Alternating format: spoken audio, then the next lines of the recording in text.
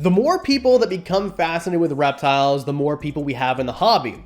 And with that change comes the change in taste for certain reptiles. So, what are going to be the big five, the 5 reptiles that gain intense popularity in 2023? Today, I'm going to tell you all about them. My name's Adam, this is Diamond, you're watching Wickens Reptiles, stick around.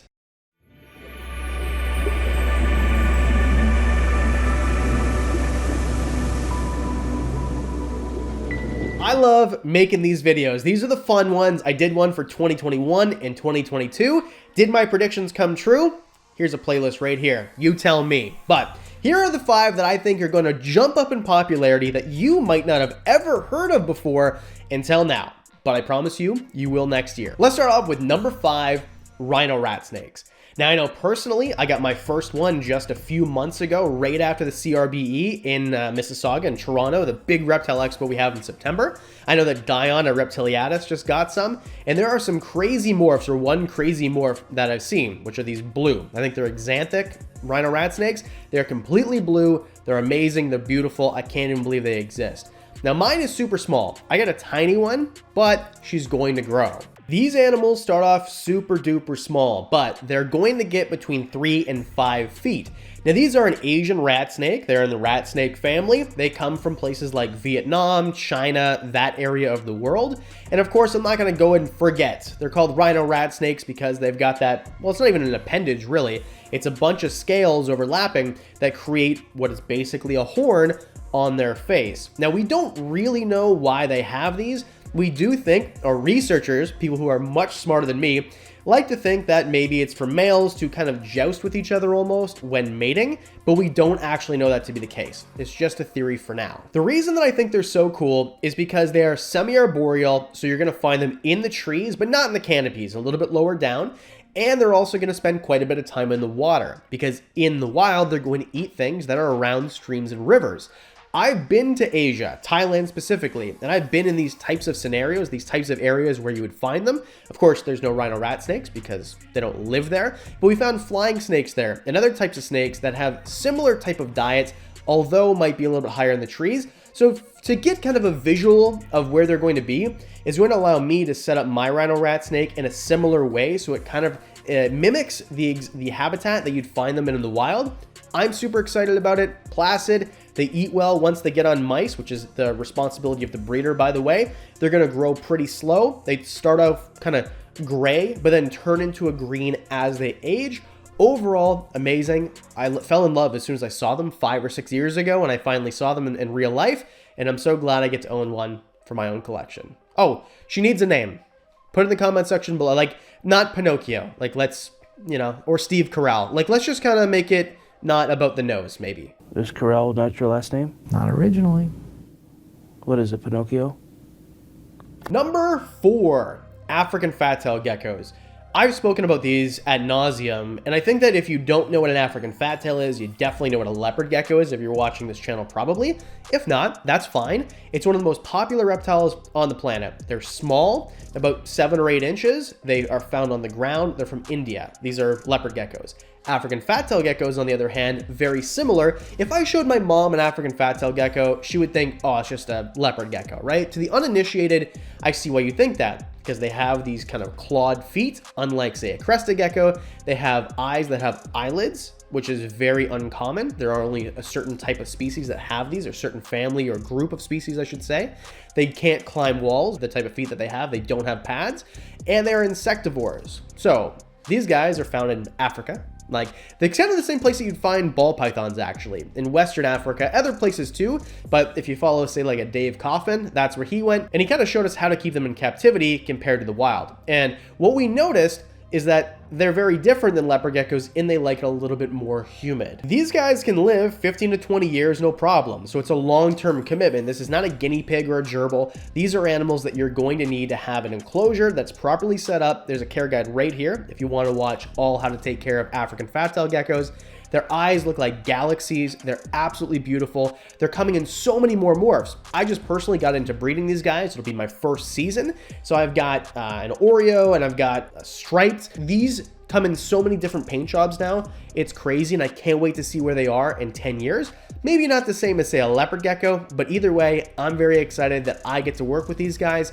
I think if you're looking for something maybe a little bit different than a leopard gecko, but just as handleable, just as fun, just as adorable, I don't think you can go wrong with an African fat-tailed gecko. Number 3, we've talked about these before. Cuban false chameleons. Now, there's a few different species, and this one that you're looking at right here hasn't even been described. Red-throated anoles, basically. Now, I'm very new to keeping these myself, so I'm not talking out of experience. I only got these a couple of weeks ago, but these animals are a Cuban false chameleon. They're from Cuba. They're not really chameleons, hence the name.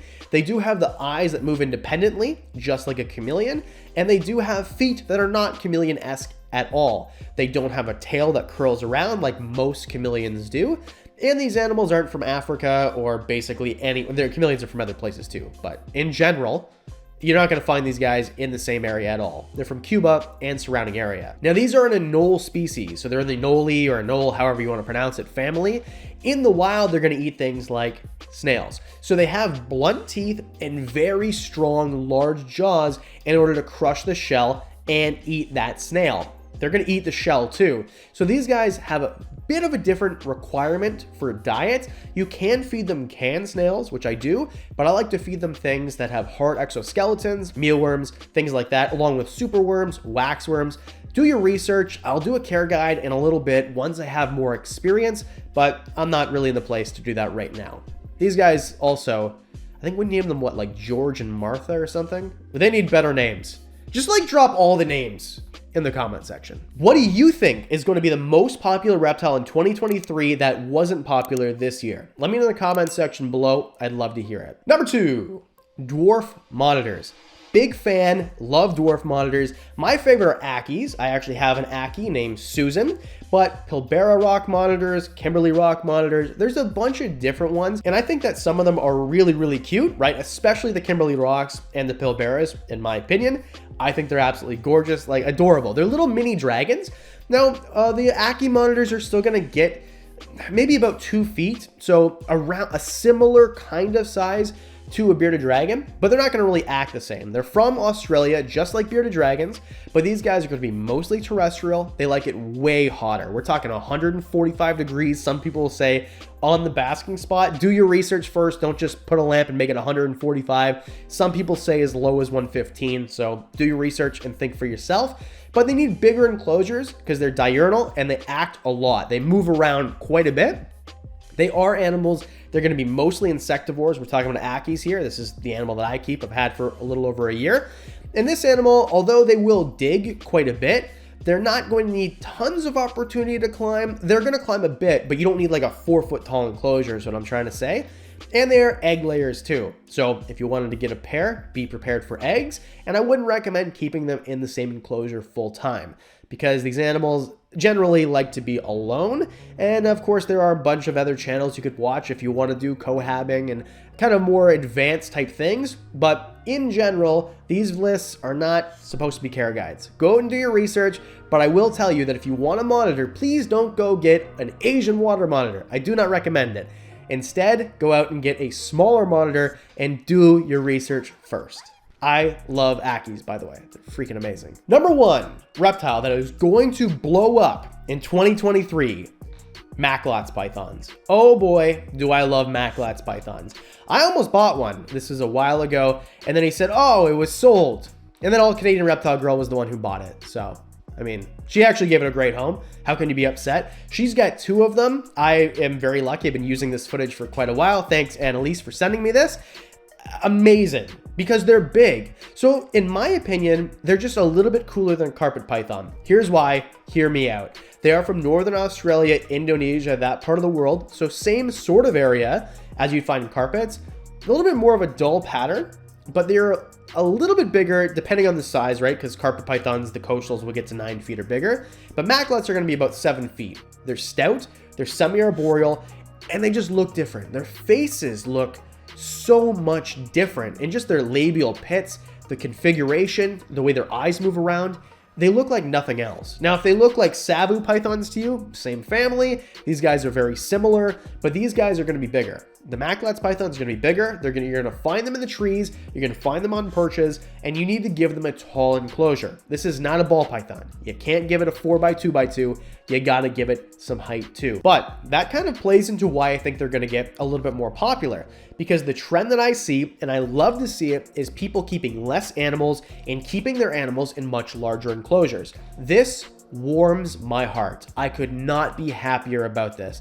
I think as keepers, we should be giving the best enclosures possible, and sometimes that does mean bigger. Not always, but sometimes that means bigger. So if you have a 6x4 by 3.5 by 3 foot, whatever it is, enclosure that you want to keep a Macklots Python in, then I think you're in the running, you're a contender to keep one, but I would just be careful. Don't go out and get one and think you can keep them the same way you keep a ball python. They're a little bit more finicky in terms of handling, so you're going to have to make sure that they get used to humans, and also they're just a little bit different in terms of humidity and lighting and things like that. So go ahead to Annalisa's channel and watch there if you want to know all about them. I'm not an expert. I just think they're amazing, and I will handle one every chance that I get. So there you go. Those, in my opinion, are the 5 animals that are going to blow up in 2023. What do you think? Let me know in the comment section below.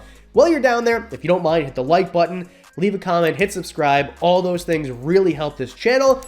And a special thanks to the Patreon supporters. You guys get videos early, extra content. You guys get, well, you guys have known what's in that enclosure back there for quite a while. You guys are going to see the extra content from Madagascar next month. All that and more for as little as $1 a month. And that's it. Because we do videos twice a week. That means that I'll see you on Thursday or Monday, one of the days. I'll see you next week.